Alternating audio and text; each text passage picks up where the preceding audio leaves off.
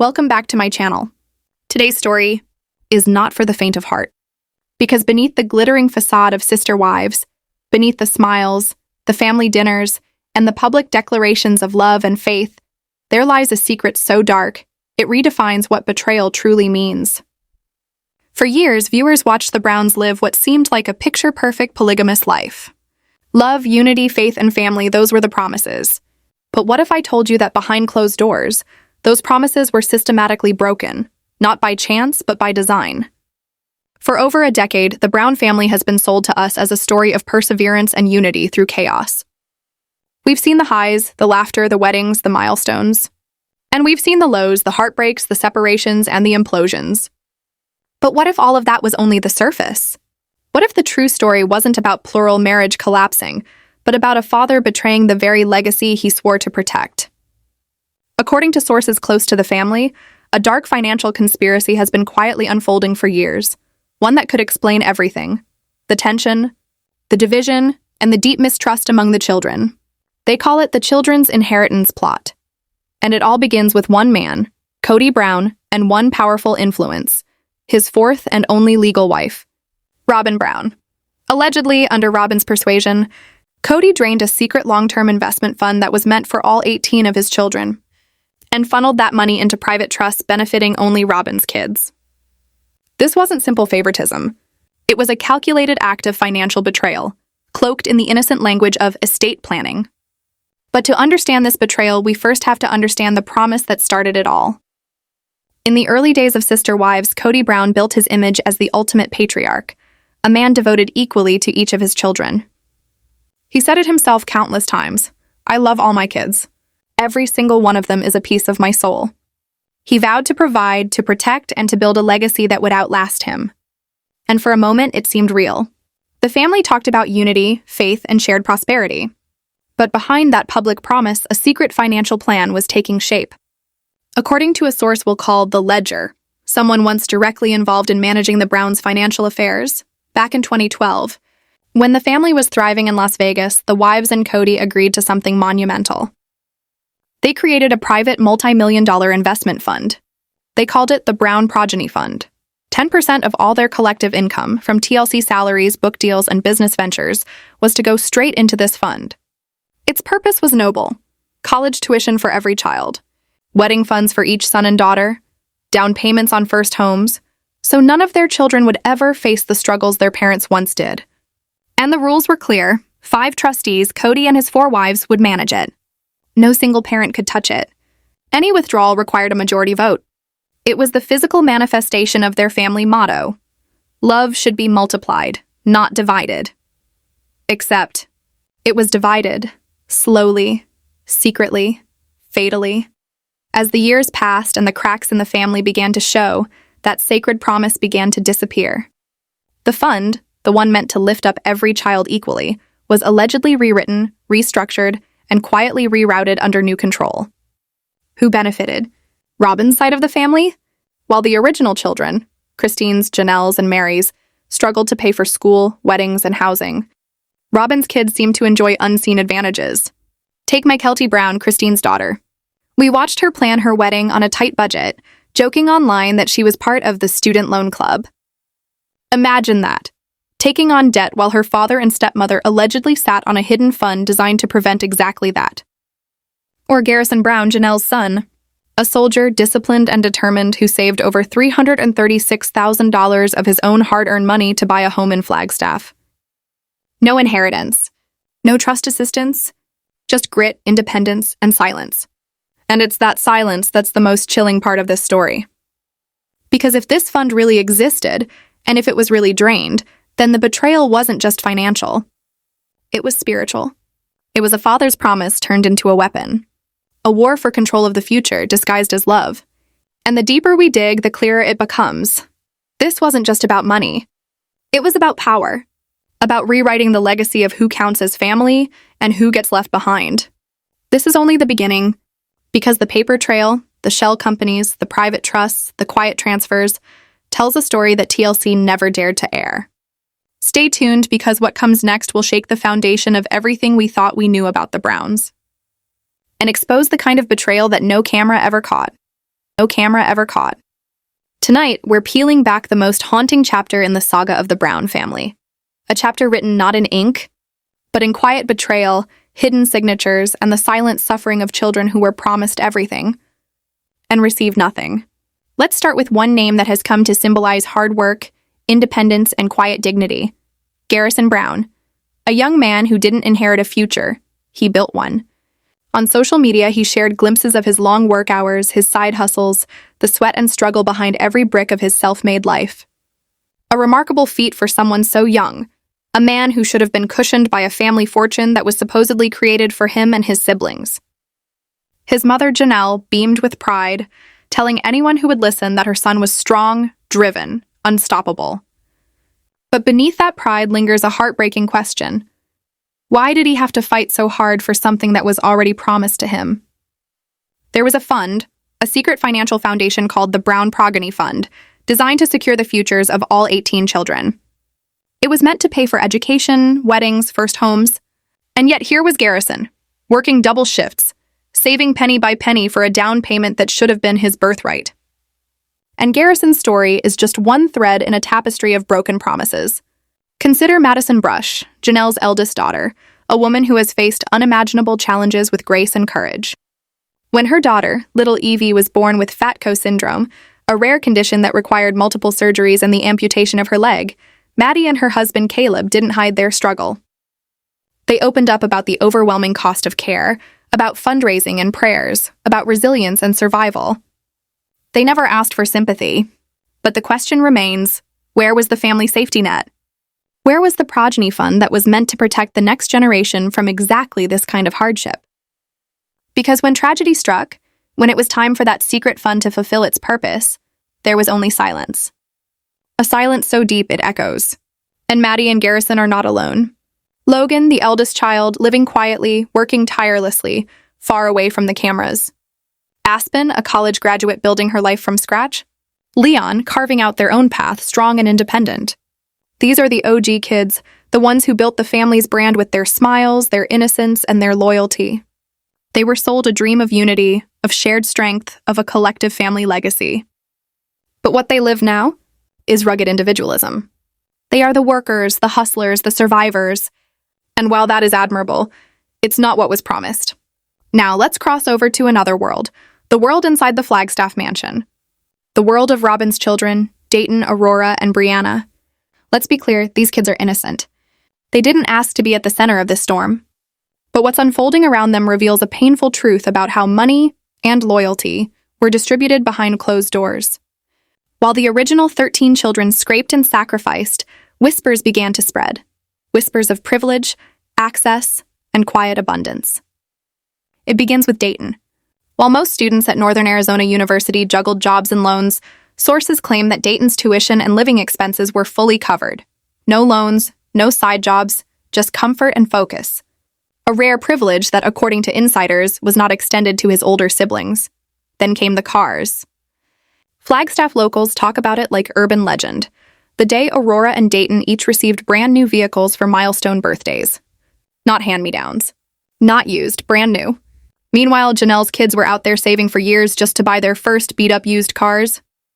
And it doesn't end there. The most shocking revelation comes from a source connected to a Flagstaff real estate agent, a claim that Kody and Robin quietly established a separate financial account for Aurora. The purpose? A 6-figure down payment for her future home, waiting for her the moment she decides to buy. A fully paid college education. Brand new cars. A home fund already set aside. When you compare the two sides, the OG 13 and the privileged 3, the picture becomes nauseatingly clear. On one side, children who worked themselves to exhaustion just to survive.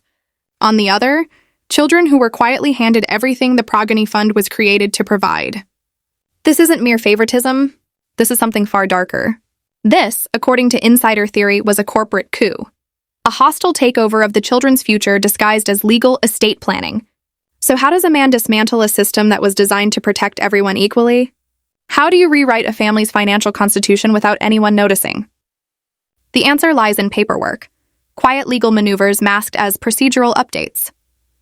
It all began in 2015 when Kody divorced Mary and legally married Robin.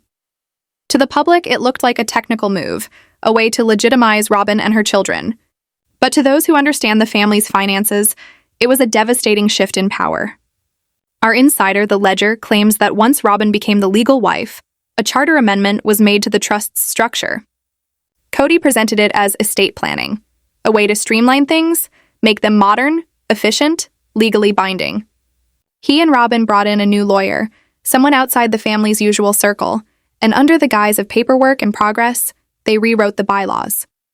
The other wives, Mary, Janelle, Christine, emotionally drained from Vegas, from the catfish scandal, from years of emotional fatigue, were told it was just a formality. "Sign here, it's just housekeeping," Kody allegedly said. But that single signature, that quiet stroke of a pen, changed everything.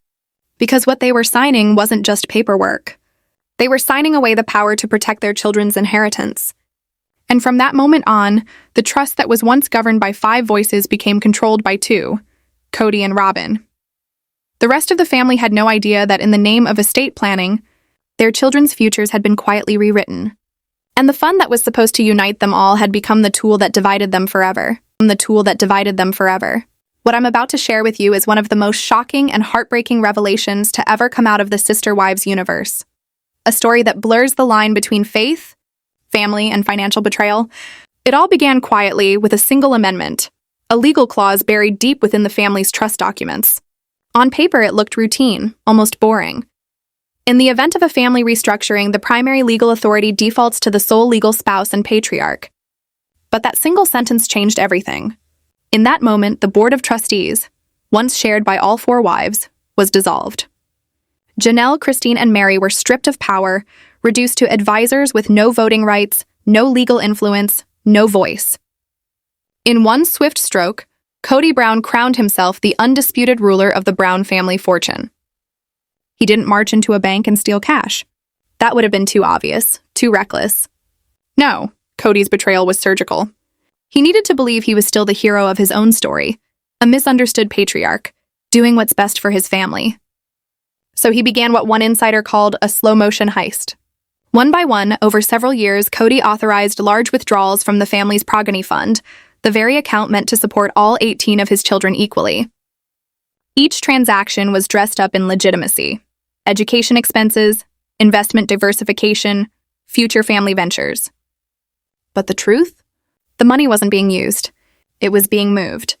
Our source alleges that with Robin's help, Kody quietly created 3 new private trusts, completely separate from the family name.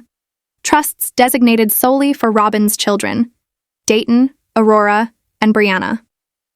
Each withdrawal from the progeny fund was followed within days by a matching deposit into one of those private trusts. On paper, nothing appeared missing. The total balance stayed consistent. The books looked balanced, but the control had shifted entirely. It was a masterful illusion, a shell game only a man obsessed with control could invent. If questioned, Kody could easily defend himself. "I'm not spending family money. I'm restructuring assets for better growth." But in reality, he was converting communal property, the birthright of all 18 children, into private wealth for just 3. Why? How could a father justify such blatant favoritism? That answer came in the form of a leaked email exchange between Kody Brown and the family's financial planner, a man we'll call Mr. Allen. In late 2018, Mr. Allen sent a polite but concerned message, asking for clarification about the fund's massive recurring withdrawals. Kody's reply, according to our source, was chilling. It read less like a financial response and more like a sermon from a self-proclaimed savior. "Mark, I understand your concern from a purely numbers-based perspective," Kody allegedly wrote, "but you're not seeing the human element. My other children had stability. They had a father from birth. Dayton, Aurora, and Brianna came into this family broken. They carry trauma the others will never understand. These transfers aren't favoritism. They're equalization. I'm leveling the playing field. What is fair is not always equal." Read that again. He wasn't apologizing. He was justifying the theft as an act of compassion. Kody used the trauma of Robin's children as a shield, a way to rationalize funneling money toward the kids of the wife who worshipped him, while quietly punishing the children of the wives who dared to question his authority. The protector had become the predator, and somehow in his mind he was still the hero. The progeny fund, once a symbol of family unity, had become his personal instrument of control. a weaponized trust to enforce loyalty and reward obedience. And for years it worked. The numbers didn't raise alarms. The paperwork appeared legitimate. The illusion held, until one of the very sons he'd alienated decided to ask questions. That son was Kody Brown. It was 2022. Kody had been working hard, saving money, and was finally ready to buy a modest home of his own. He remembered faintly from his childhood that the family once had a fund to help the kids get started, something his mother Christine had mentioned long ago. Curious, he contacted the family's financial office, politely requesting information about the Brown Family Children's Fund. What he heard next stopped him cold. The woman on the line, a low-level administrator, hesitated, put him on hold, and returned minutes later with a robotic tone. "Sir," she said, "I can confirm the fund's existence, but you are not listed as a primary beneficiary for discretionary distributions. Additionally, the fund is currently underperforming and has insufficient liquid assets to cover your request." Insufficient liquid assets. The fund, once meant to support every Brown child equally, was empty. And Kody unknowingly had just opened the door to one of the most explosive financial scandals in the family's history. This is where the Brown family story stops being reality TV and becomes a tragedy written in legal ink. When the financial administrator told Kody Brown that the family fund was underperforming, his confusion was immediate and absolute. Underperforming? His family were reality TV stars. They'd been on national television for over a decade. They had endorsement deals, book sales, property investments, streaming revenue. How could the fund be broken? And even more disturbing, how could he, the biological son of Kody and Christine Brown, not be listed as a primary beneficiary? At first, he thought it was a mistake, a clerical error. But when he pushed back, the woman on the phone didn't budge. Her tone was flat, official, final. Access denied. That call would become the spark that set off a financial inferno. Confused and furious, Kody's next instinct was to call his mother, Christine. But Christine, newly liberated from the family, had long washed her hands of anything connected to Kody's finances. Her voice was sympathetic but distant. She told him she had no idea what was happening with the fund. Kody had handled all of those accounts for years, often keeping the wives deliberately uninformed. So Kody made another call. The one that would change everything. He called his Aunt Janelle. Janelle, the practical one. The business-minded wife. The woman who had built side ventures and investment portfolios on her own while the rest of the family bickered. When Kody explained what the administrator said, something in Janelle's gut twisted. She hadn't seen a single statement from the progeny fund in years. She remembered asking Kody about it shortly after the move to Flagstaff. His answer still echoed in her mind. "It's all handled, Janelle. Don't worry about it. It's in a better, more aggressive portfolio now." At the time, his confidence had made her doubt herself. Maybe she was overstepping. Maybe this was just another one of Kody's big plans. But now, as she listened to Kody describe being denied access to his inheritance, every warning bell in her head went off at once. Janelle immediately tried logging into the family investment portal, the same system she'd once had trustee access to. But this time, a message appeared. Access denied. Status, advisory only. Her heart sank. Even that limited access, her ability to view the accounts, had been revoked. In that instant, Janelle realized something horrifying. She had been quietly locked out of her own children's future. That night, she sat with Kody at her kitchen table. The reality was clear. This wasn't a family matter anymore. It was a crime. So Janelle did what Kody never expected her to do. She went legal. Using her own savings, money she'd earned independently from her Plexus business and consulting work, Janelle hired a forensic accountant and a fiduciary law specialist. The lawyer's reaction was immediate and grim. "If what you're describing is true, Mrs. Brown, you need to see the books. Now." Within days, subpoenas were filed in Arizona Superior Court demanding a full, unredacted financial history of the Brown Progeny Fund, from its creation to the present day. Because Janelle was once a trustee and her children were named beneficiaries, the financial institution had no legal grounds to refuse. And then, weeks later, a thick manila envelope arrived at the lawyer's office. Inside was a spreadsheet, simple, unassuming, and devastating. It was the money trail. The truth. Our source, known only as the ledger, described it in chilling detail. On the left, there were deposits, consistent, reliable. 10% of every family income stream, just as the original agreement had promised. TLC checks, book royalties, online earnings. For years, the fund had grown strong, peaking during the Las Vegas era. But then, in 2016, the withdrawals began, each one small enough to go unnoticed. Each one marked by a digital signature, Kody Brown. June 2016, $150,000 withdrawn. Destination, DAB Future Holdings Trust. January 2017, $75,000. Destination, Aurora Legacy Fund. September 2018, $400,000. Destination, DAB Future Holdings Trust. And so it went. Transaction after transaction. A slow, deliberate bleeding of the fund. Each withdrawal labeled with an innocent justification: educational expenses, vehicle purchase, future investment. And yet, every single dollar flowed into one of 3 accounts, all linked to Robin's children. By the time the forensic accountant finished tracing it all, the final number was staggering. Over 80% of the progeny fund's assets had been siphoned off. What was once a multi-million-dollar inheritance, meant for 18 children, had become a hollowed-out shell. The money wasn't missing. It was simply gone for everyone else. When Janelle stared at that spreadsheet, her hands shook. The man she had defended, followed, and trusted for decades, the man she had built a family with, hadn't just broken her heart. He had stolen her children's future, and at that moment she knew there was no turning back. The only path left was the path to the courthouse. What came next would be the reckoning, a courtroom war that would pit 15 of Kody's own children against their father. The betrayal was no longer hidden behind reality TV smiles or family platitudes. It was now inked in subpoenas, financial statements, and sworn affidavits. The era of secrets was over. The Brown legacy was about to be put on trial. This night was the day the Brown empire finally fell apart.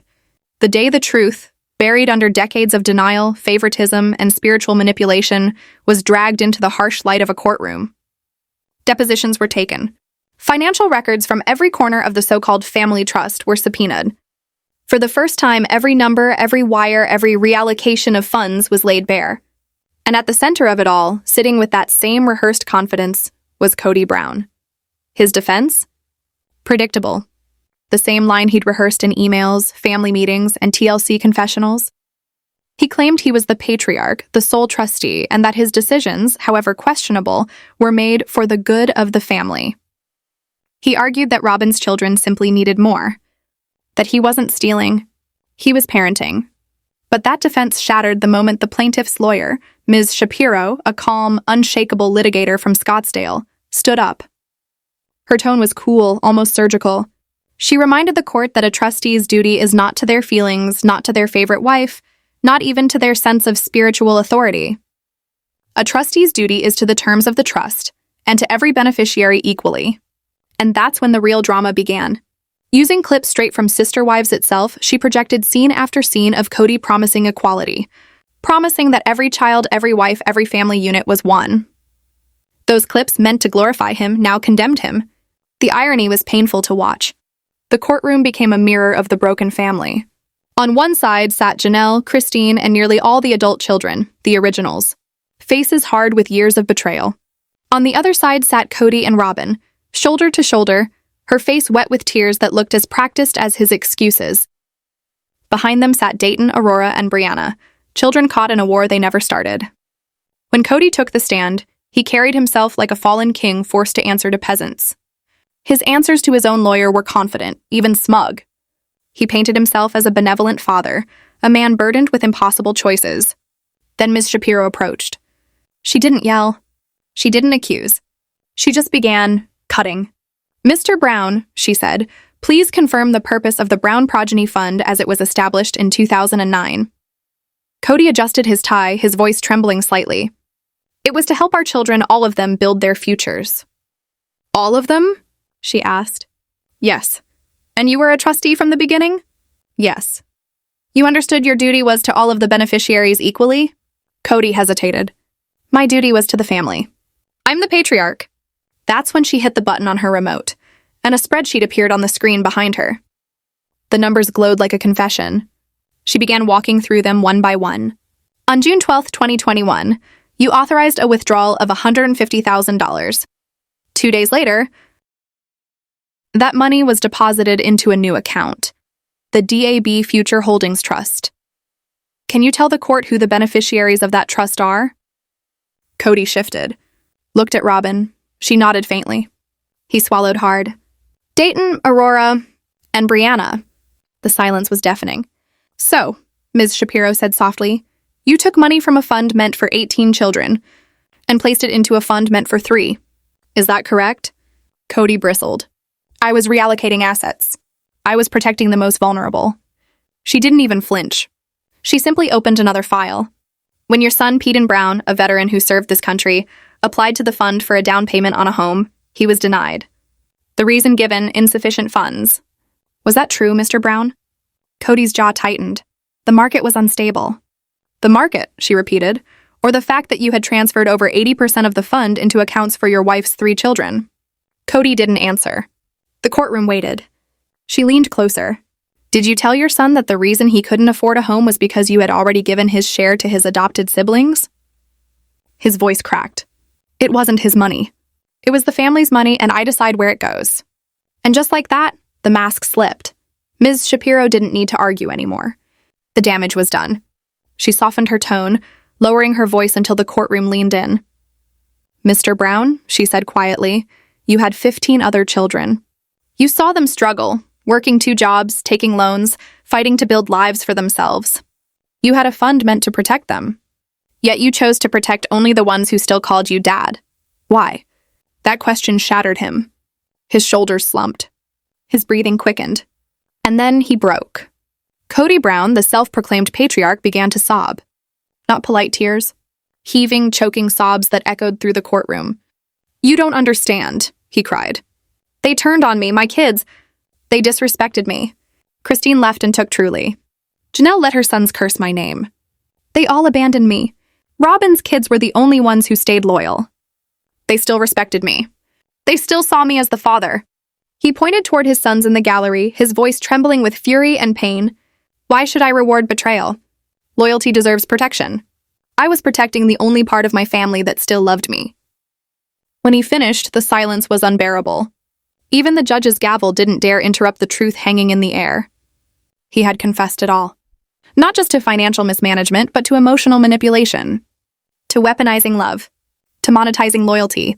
Christine and Janelle sat still, eyes closed, tears streaming silently. Their children stared, not in shock, but in grim confirmation. They finally had their answer. He didn't love them less because of who they were. He loved them less because they stopped worshiping him. The verdict came weeks later, and it was devastating. The judge called his actions a gross and egregious breach of fiduciary duty, motivated not by care, but by resentment. Every private trust, DAB Future Holdings, the Aurora Legacy Fund, the Brianna Endowment, was ordered dissolved. Every cent seized and redistributed equally among all 18 Brown children, including Solomon and Ariella. Kody Brown was permanently banned from overseeing any financial matter involving his children. His name was wiped from every document that once gave him power. It was over. But the damage? Irreversible. Days later, one of the daughters, Gwendolyn, posted a message on her private platform. We just found out how much he thought we were worth. The post vanished within the hour. But the world had already seen it. The Browns had spent years arguing about faith, marriage, and loyalty. But this was about something deeper. This was about a father who assigned dollar signs to love, who built a hierarchy of affection with bank statements and trust funds. He didn't just fail them, he betrayed them. The money could be returned, the reputation rebuilt, but the fracture in those children's hearts? That will never heal. The patriarch didn't protect his flock. He devoured it, and that is the true legacy of Kody Brown. Is the true legacy of Kody Brown.